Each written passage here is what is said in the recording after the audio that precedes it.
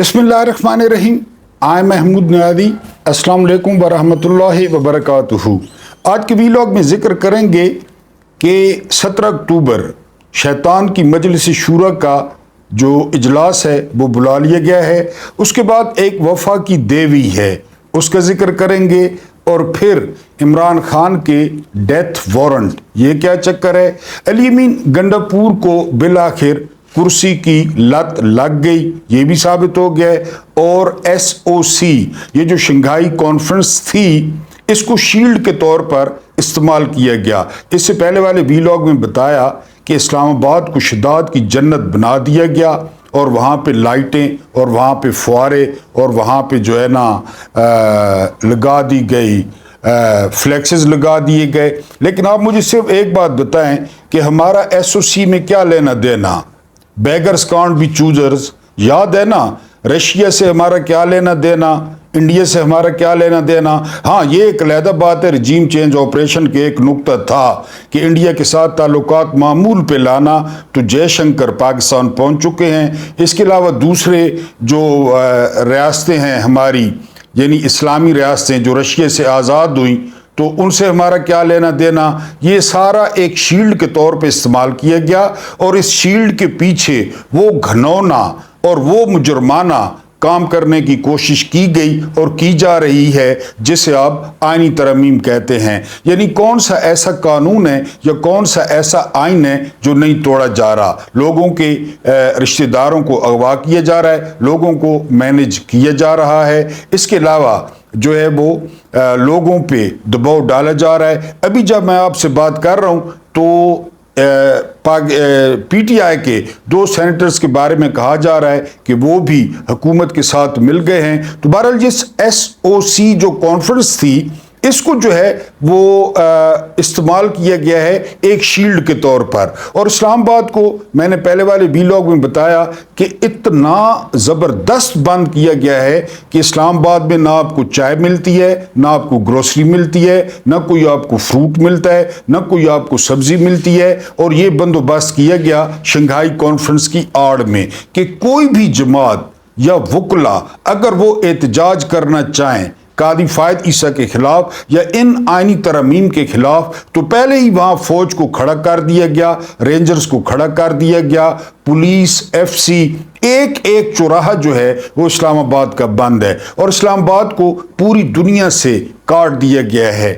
और इसके पीछे जो मकरू जो काम और गलीज काम अंजाम दिया जा रहा है ताकतवरों की तरफ से, वो ये कि बंदे इकट्ठे किए जा रहे हैं ताकि जो है वो आईनी तरमीम कराई जा सकें। और बहुत सारे बंदे जो है वो उन्होंने मैनेज भी कर लिए हैं। तो बहरहाल इसको शील्ड के तौर पे इस्तेमाल किया गया है, वरना हमारे जैसे मुल्क से उन मुल्कों को क्या फ़ायदा हो सकता है, हम क्या एक्सपोर्ट कर सकते हैं। हाँ, किसी को अगर किराए पे अड्डे चाहिए हों, एयरपोर्ट बेचने हों, मोटरवे बेचने हों, तो वो फिर PIA बेचनी हो, स्टील मिल्स बेचनी हो, तो वो ठीक है। वरना क्या इन लोगों ने इस मुल्क में छोड़ा क्या है। वो एक बारी थी हमारी, एक सर्कल होता है ना, हमारी बारी थी कि यहाँ पे शंघाई कॉन्फ्रेंस हुई, ना यहाँ पे प्यूटन आए रशियन सदर, ना यहाँ पे शीपिंग आए जो चाइना के सदर हैं। बाकी जो है ना मेरी तरह लुगड़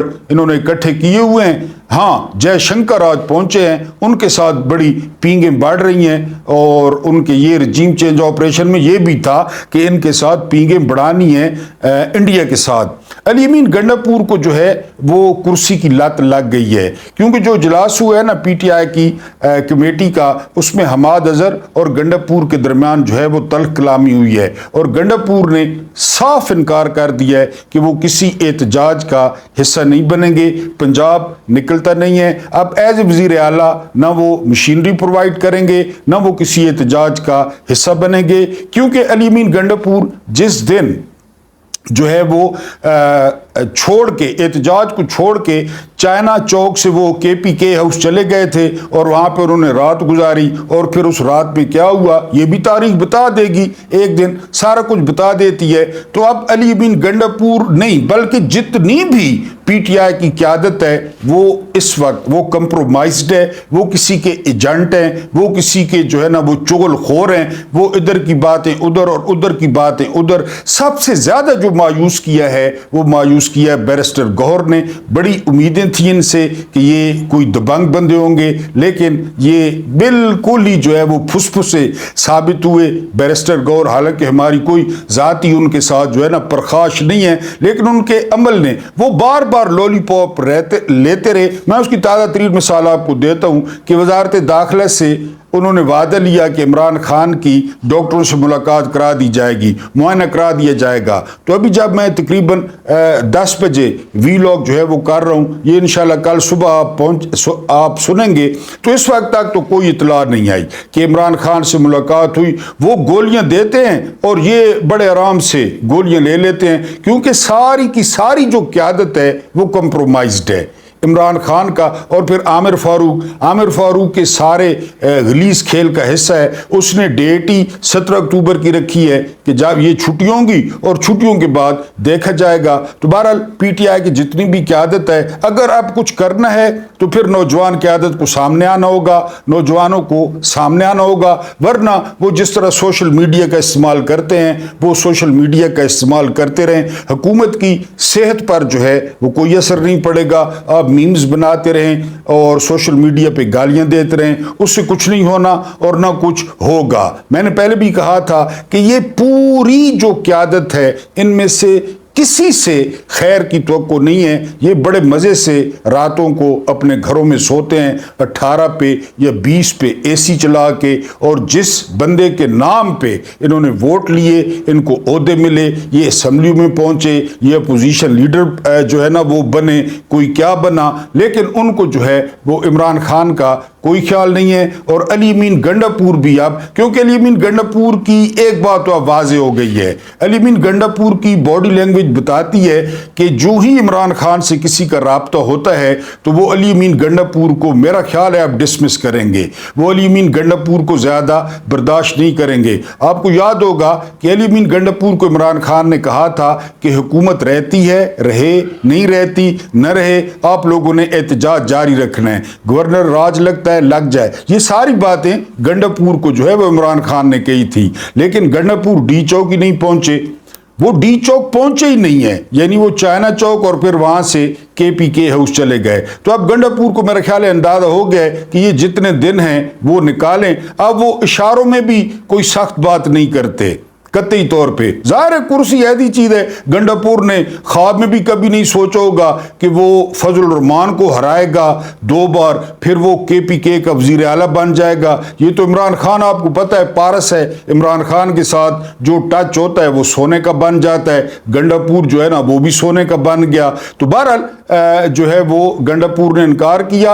اور PTI کی ٹوٹل قیادت میں بغیر کوئی لگی لپٹی رکھے ہوئے، کسی کو برا لگتا ہے تو بے شک لگے، کومنٹس میں لکھ دیں، ساری قیادت کمپرومائزڈ ہے، سارے بروٹس ہیں، سارے جو ہے نا میر جعفر ہیں، سارے میر صادق ہیں، سارے کمفرٹ زون میں ہیں، سارے تنخواہیں لے رہے ہیں اسمبلیوں کی، سینٹ کی، اینڈ دیٹس اٹ۔ تو گنڈاپور کو بھی وہ جو ہے نا لت لگ گئی ہے۔ وفا کی دیوی یہ کون ہے؟ یہ ہیں Jemima gold Smith. Imran Khan نے مجھے آج تک سمجھ نہیں آئی کہ یہ فیصلہ کس طرح کیا اس خاتون سے علیحدہ ہونے کا یا اس کو چھوڑنے کا۔ یہ معاملات تو عمران خان ہی جانتے ہیں، کیونکہ آج انہوں نے ایک پھر زبردست ٹویٹ کیا ہے عمران خان کے حق میں، اور پوری دنیا کی توجہ انہوں نے حاصل کر لی ہے۔ ظاہر ہے وہ جمائمہ گولڈ سمتھ ہیں، بہت بڑا خاندان ہے انگلینڈ کا۔ تو انہوں نے ٹویٹ میں کہا ہے کہ عمران خان سے جو ہے وہ جو میرے بیٹوں کے باپ ہیں ان سے اپنے بیٹوں کی بات نہیں کرائی گئی۔ اس کے علاوہ ان کا جو باورچی تھا اس کو چھٹی پر بھیج دیا گیا ہے۔ اس کے علاوہ عمران خان کو کال کوٹڑی میں رکھا گیا ہے۔ عمران خان کے جو ہے وہ حالات وہ جیل میں ٹھیک نہیں ہیں۔ اب آپ یہاں سے اندازہ کریں کہ جمائمہ گولڈ سمتھ کوئی عام پرسنالٹی نہیں ہے، کوئی عام خاتون نہیں ہے، وہ بہت باخبر اور بہت زیادہ سورسز رکھنے والی خاتون ہے۔ اب وہاں تک بات اگر پہنچی ہے تو آپ سینسٹیوٹی کا اندازہ کریں کہ جمائمہ گولڈ سمتھ نے ٹویٹ کیا ہے اور اس کو بار بار ری ٹویٹ جو ہے سوشل میڈیا پہ کیا جا رہا ہے، اور ان کے ٹویٹ پر کافی بین الاقوامی شخصیات نے جو ہے وہ رد عمل بھی دیا ہے۔ جمائمہ گولڈ سمتھ نے اپنے ٹویٹ میں کہا کہ اقوام متحدہ کے گروپ نے بھی جو ہے وہ عمران خان کی آزادی کا مطالبہ کیا تھا، اور عمران خان کی جو بہنوں کے ساتھ سلوک ہو رہا ہے، عمران خان کی جو پارٹی کے ساتھ سلوک ہو رہا ہے، اور جو عمران خان کو قید تنہائی میں رکھا گیا ہے، ان سب پر جو جمائمہ گولڈ سمتھ ہیں انہوں نے تشویش کا بھی اظہار کیا ہے اور دنیا کی توجہ جو ہے وہ اس طرف مبذول کرائی ہے۔ باقی آپ جمائمہ گولڈ سمتھ کو دیکھیں اور دوسری طرف پی ٹی آئی کی اپنی قیادت دیکھیں، عمران خان کے اپنے ساتھی دیکھیں وہ کیا کر رہے ہیں، اور وہاں پہ سات سمندر پار جمائمہ گولڈ سمتھ، جس کو میں نے وفا کی دیوی لکھا ہے، جب بھی عمران خان پہ مشکل وقت آیا ہے، ان کے خاندان پہ مشکل وقت آیا ہے، تو اس خاتون نے آواز بلند کی ہے، اس خاتون نے سوشل میڈیا پہ یا ٹویٹر پہ اپنا رد عمل لازمی دیا ہے۔ بہرحال یہ عمران خان کے جو نام نہاد پی ٹی آئی کے لیڈرز بنے پھرتے ہیں ان سے ہزار درجے یہ بہتر ہیں۔ اب میں نے آپ کو بتایا کہ عمران خان کے ڈیتھ وارنٹ یہ کیا ہے، یہ ہے کہ جی جو لندن پلان تھا نا، یا جو رجیم چینج آپریشن تھا، وہ تھا عمران خان کا عوام سے تعلق کاٹنا، کیونکہ عمران ریاض خان کہتے ہیں کہ جو لوگ جیل میں عمران خان سے ملنے جاتے ہیں نا، جاتے ہوئے ان کے کندھے جھکے ہوئے ہوتے ہیں، ان کی باڈی لینگویج ویک ہوتی ہے، لیکن عمران خان جب وہ اندر جاتے ہیں ایسے طاقت کے انجیکشن انہیں لگاتے ہیں، ایسے موٹیویٹ کرتے ہیں کہ جب وہ باہر آتے ہیں تو ان کے کندھے چوڑے ہوتے ہیں اور ان کا سینہ چوڑا ہوتا ہے، اور وہ باہر آ کر عوام کو یا لوگوں کو حوصلہ دیتے ہیں۔ یہ رابطہ کاٹنا جو ہے وہ مین مقصد تھا جس میں اب تک حکومت کامیاب رہی ہے، اور یہ جو آئینی ترامیم ہے نا، ان آئینی ترامیم میں جو ہے وہ ملٹری کورٹس شامل ہیں۔ آپ جانتے ہوں گے کہ عمران خان کے ایک بھانجے حسان نیادی، جو کہ مشہور تبصرہ نگار حفیظ اللہ خان نیادی کے بیٹے ہیں، وہ آلریڈی ملٹری کسٹڈی میں ہیں اور ان کے ساتھ کسی قسم کا کوئی رابطہ نہیں ہے۔ تو اب یہ آئینی ترامیم جب پاس کریں گے، حالانکہ وکلا نے آج کراچی میں بڑا شدید رد عمل دیا ہے، اور جو ہے نا وہ فیصل صدیقی صاحب سینئر جو وکیل ہیں انہوں نے قاضی فائد عیسیٰ کو پاگل شخص قرار دیا ہے، لیکن ابھی تک وکلا جو ہے وہ مومنٹم نہیں بنا پائے جو ان کو اب تک بنا لینا چاہیے تھا۔ ان کا ایک اپنا سینئر ساتھی یعنی انتظار حسین پنجوتا، وہ عمران خان کے فوکل پرسن تھے اور عمران خان کے موسٹ ٹرسٹڈ پرسن تھے، کیونکہ ان کا سیاست سے کوئی لینا دینا نہیں تھا، وہ نہ کوئی ممبر تھے نہ کوئی سینیٹر تھے، وہ بس عمران خان سے جو ہے وہ وفادار تھے، جو بات عمران خان انہیں کہتے وہ اسی طرح آ کر باہر بتا دیتے۔ انتظار حسین صاحب وہ 10 دن ہو گئے غائب ہے، وکلا کو پتہ ہی نہیں ہے، یعنی یہ وکلا کی ذمہ داری تھی نا، چلیں وہ عمران خان کے قریب تھے لیکن وہ ہیں تو وکیل اور سینئر وکیل ہیں، وہ غائب ہیں، کسی وکیل نے کوئی پرواہ نہیں کی۔ پی ٹی آئی نے تو خیر کیا ہی نہیں نا، پی ٹی آئی والے تو خوش ہوئے ہیں، لیڈرز پی ٹی آئی والے لیڈرز خوش ہوئے ہیں کہ انتظار حسین پنجوتا کو اٹھا لیا گیا، کیونکہ انتظار حسین اندر سے جو کچھ عمران خان کہتے تھے وہ باہر آ کے اسی طرح بیان کر دیتے، تو پی ٹی آئی کی جو قیادت ہے وہ تو خوش ہے، لیکن وکلا کو کم از کم جو ہے وہ رد عمل دینا چاہیے تھا اور ٹھیک ٹھاک رد عمل دینا چاہیے تھا۔ بہرحال بتانا یہ تھا اپنے لوگوں کو کہ یہ جو آئینی ترامیم ہے یہ عمران خان کا ڈیتھ وارنٹ ہے، کیونکہ آئینی عدالت بن جائے گی، سارے معاملات وہاں جائیں گے، عمران خان کی جو سزا ہے جو متوقع طور پہ دی جائے گی وہ بھی وہیں جائے گی، قاضی فائد عیسیٰ اس کو ویلیڈیٹ کریں گے، پی ٹی آئی پر پابندی وہ ویلیڈیٹ کریں گے، اور مکمل طور پہ جو ہے یہاں پہ قبضہ، پہلے بھی قبضہ ہے لیکن جو کسر باقی ہے قبضے کی وہ قبضہ مکمل طور پہ جو ہے نا ہو جائے گا۔ چیف آف آرمی سٹاف کی مدت ملازمت وہ خود بخود بڑھ جائے گی، ہر کسی کی بڑھ جائے گی، سکندر سلطان راجہ کی بڑھ جائے گی، قاضی فائد عیسیٰ کی بڑھ جائے گی۔ تو بہرحال پی ٹی آئی کے لیے یہ آئینی ترامیم نہیں ہے بلکہ عمران خان کے جو ہے وہ ڈیتھ وارنٹ ہے۔ اب میں نے آپ کو شروع میں کہا کہ انہوں نے شنگھائی کانفرنس کو کیوں شیلڈ کے طور پہ استعمال کیا، یعنی 14، 15، 16 یہ کانفرنس کی آڑ میں انہوں نے سارا بند کر دیا، اور 17 کو ابلیس کی مجلس شورا یعنی قومی اسمبلی کا اجلاس بلا لیا گیا۔ آپ نے اگر جان ملٹن کو پڑھا ہے نا، پیراڈائز لاسٹ، ہم نے انگلش میں پڑھا تھا، بڑی زبردست کتاب ہے، تو اس میں شیطان اکیلا نہیں ہوتا، اس کے ساتھ بیلزبب ہوتا ہے جو اس کا نائب ہوتا ہے، اور بہت سارے لاکھوں میں فرشتے ہوتے ہیں جو، یعنی میں جان ملٹن کی بات کر رہا ہوں، آپ نے جذباتی نہیں ہونا، کوئی عقیدے کی یا اس کی بات نہیں کر رہا، میں آپ کو جان ملٹن جو پیراڈائز لاسٹ میں لکھتے ہیں کہ اس کے ساتھ لاکھوں جو اس جیسی مخلوق تھی وہ اس کے ساتھ گئی، اور اس کا جو نمبر 2 تھا بیلزبب اس کا نام تھا، اور ان کی ایک مخصوص جگہ تھی، اس کا نام تھا، میں ابھی آپ کے میرے ذہن میں آ جائے گا، ابھی ذہن میں نام، یعنی جس طرح یہ پارلیمنٹ ہے نا، تو ان کی ایک مخصوص جگہ تھی جہاں پہ اجلاس ہوتا تھا، اس کی ابلیس صدارت کرتا تھا، اور وہ ساری جو اس کے ساتھ جنہوں نے خدا کی جو ہے نا نافرمانی کی تھی، وہ ساری اس کی جو ہے نا شورا تھی، وہاں پہ بحث ہوتی کہ اب انسان کے ساتھ یہ کرنا ہے، اب انسان کے ساتھ یہ کرنا ہے۔ یہ جان ملٹن کی کتاب ہے پیراڈائز لاسٹ، اور پڑھنے والی کتاب ہے، 12 والیوم ہے اس کے، یہ MA کے کورس میں شامل ہے۔ تو بہرحال یہ ابلیس کی مجلس شورا بالکل اسی طرح، کیونکہ یہ فارم 47 پہ آئے ہیں، ان کی تنخواہیں حرام کی ہیں، ان کی سہولیات حرام کی ہیں، ان کی AC کی ہوا حرام کی ہے، ہر چیز ان کی حرام کی ہے، کیونکہ جیتے ہی نہیں ہیں، لوگوں نے ووٹ ہی نہیں دیے۔ تو آپ ادھر دیکھیں نا، SOC 16 کو ختم ہو رہی ہے، اور ادھر 17 کو انہوں نے صبح صبح اجلاس رکھ لیا ہے۔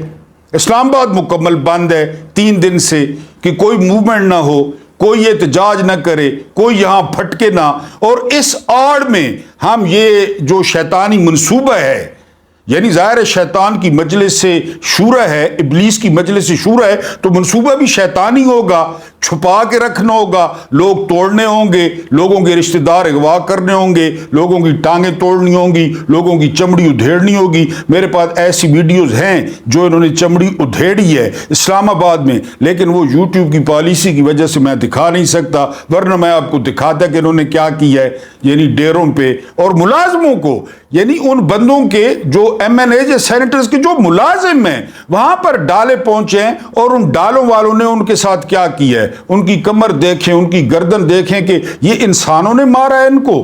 بہرحال یہ 17 کو اجلاس بلا لیا گیا، صبح صبح ادھر یہ ترمیم کروائیں گے، شام کو سینٹ کا اجلاس ہے، ادھر سینٹ سے پاس ہوگا، اور ادھر ہی زرداری باہر روڈ پہ کھڑا ہوگا ہاتھ میں بال پین لے کر، وہاں سے یہ زرداری سے سائن کرائیں گے، اور پھر آئینی ترمیم ہو جائیں گی، ترمیم ہو جائے گی، اور پھر PTI والے وہ سوشل میڈیا استعمال کریں، فیس بک استعمال کریں، فلاں گروپ جوائن کریں، فلاں گروپ جوائن کریں، تازہ ترین اور بریکنگ نیوز اور خوشخبری 72 گھنٹے یہ سارا آپ کرتے رہیں، اور یہ آئینی ترمیم ہو گئی۔ تو سمپل سی بات یہ ہے کہ عمران خان کو بھول جائیں، جو یہ نظام چاہتا تھا۔ میں آپ کو ایک بات بتا دوں، جو بندہ جیل میں گیا نا، سیاستدان، بڑا سیاستدان پاکستان کا، وہ جیل سے یا جدہ گیا، یا وہ جیل سے لندن گیا، یا وہ جیل سے دبئی گیا، ورنہ وہ مرا، ورنہ وہ باہر، یعنی پاکستان میں باہر نہیں آیا۔ میں بڑے سیاستدان کی بات کر رہا ہوں۔